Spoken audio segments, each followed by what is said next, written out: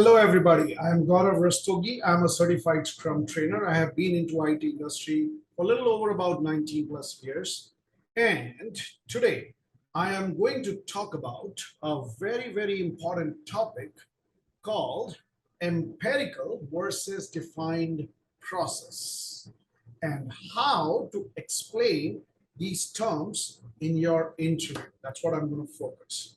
So before we move ahead, let's talk about the word process. What is a process? In general, a process means something which have definitive inputs. You take these inputs and follow certain steps, and most likely you will get a defined output. That's called a process. For example, making a tea. If you have to make a tea, you need to take certain inputs. For example, water, tea powder, sugar, milk, a pan. These are some of your inputs, and you need to follow certain steps. You need to boil it to the point, it gives the right aroma, you mix the milk, and those are certain steps you follow. And most likely, the output will be a hot tea. Now, my dear folks, I am going to talk about first defined process. So, what is a defined process? A defined process really means something which is very specific, specifically outlined to you, or something which is very precise, precisely marked to you. That's the English definition of defined. So let me give you an example. How on a day-to-day basis we use. So let's say I often fly, for my trainings, and I go to multiple cities, and I book an airline ticket. And when I have to travel, I have to do a web check-in before I travel. So there is a very defined process, specific process of doing that. I need to go to a website called www.thisairways.com, and then I go there, and they will ask me for my PNR number, my name. I'll put that. I'll click submit, and then it opens up some page, and it takes some, disclaimers from me that I'm not carrying a gun or something like that, right? And then it will lead you to another page where it shows your details and ask you for a seat option, and then you can give your frequent flyer, and so on and so forth. And it's a step-by-step defined process which I need to follow every time I need to do a web check-in. So this is called a defined process, specific and precise. Now, let's talk about empirical process. So empirical process is also known as empiricism or empirical process control theory. Now, this theory says two things. Number one, knowledge. Knowledge comes from experience. Knowledge comes from experience. The second statement this theory says is you need to make decisions based on what is observed on the ground. You need to make decisions based on what is observed on the ground. So I want to invoke a thought process or a question in your mind. Have you closely watched our life? Actually, if you really see, our life is an empirical process, pretty much. I'll give you an example. Let's say one fine day, you have a very scheduled meeting at sharp 9 a.m. at your office with your boss because he or she is going to give you your appraisal ratings, how much yearly appraisal you're going to get. So what do? You're all set up and you don't want to be late there. So, way before you get started, you look at Google for the traffic and how much it will be so that you reach sharp at 9. So you have made up your mind that today you are not going to be delayed. Now, you're all set up, you're all set, you get into your car, and the moment you start your car, you see that the fuel is low, so low that you cannot reach to your office. Now you thought, okay, that's okay. On the way, I will put it. It may take another few more minutes.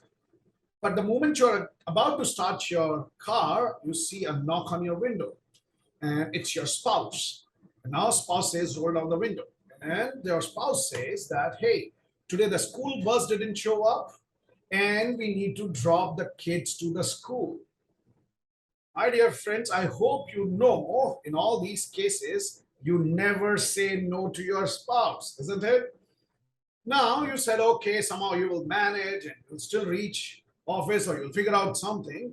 You're about to start, and your family members, maybe your mom, dad, or maybe your sister, brother, somebody comes and says, hey, by the way, today is the last day for putting our electricity bill, and the internet is not working. We can't do it online. So you need to do it manually today. Otherwise, there'll be electricity cut tomorrow. My dear friends, what do you see here? You had a full plan of reaching office at 9 o'clock, and all of a sudden, a lot of things came your way. So, what will you do? All right. You need to make decisions based on what you're observing right now. You can't do everything. All right. You have to inspect and adapt right now. All right. So, the key word you need to appreciate here is you need to inspect and adapt to this situation and accordingly do. Now, everybody's choice could be different. Somebody's choice would be to reach office no matter what. You may have to sacrifice dropping your kids or whatever it is. But other way around also could be possible. You may plan to call your boss and say, hey, I'll be so and so late because of this. I don't know. But you need to inspect and adapt at this time. So these are called empirical process. So I have already written here the purpose of these in Scrum. There are 5 events, which I have explained in another video. You may want to watch it in detail, but for now, to keep it short, sprint. A sprint is nothing but a container event. It's a container event. That means it's a box. So for example, you would have seen containers in your house. If you put milk, it's a milk container. If you put time in it, it's a time container. That means the other 4 events in Scrum happens inside this container. So this container is of time, start time and end time. Inside this container, the first thing you do is sprint planning. That means you plan the sprint. On a daily basis, you do a daily Scrum. Also on a daily basis, you would like to work on the work which you have decided. And the second last thing you do is review, and the last thing you do is retrospective. And review and retrospective happens next to each other. Once the retrospective is over, your sprint is over. And once your sprint is over, what you would like to do is you would like to repeat this cycle one more time, next time, and start a new sprint and again do the same thing. So this gives you an opportunity of iterative and incremental approach. Now, what do you do in this sprint? You do 4 things inside the sprint, as I told you. As you first do is plan. What do you plan? What do we mean by planning? You would like to discuss why should you spend this time called sprint?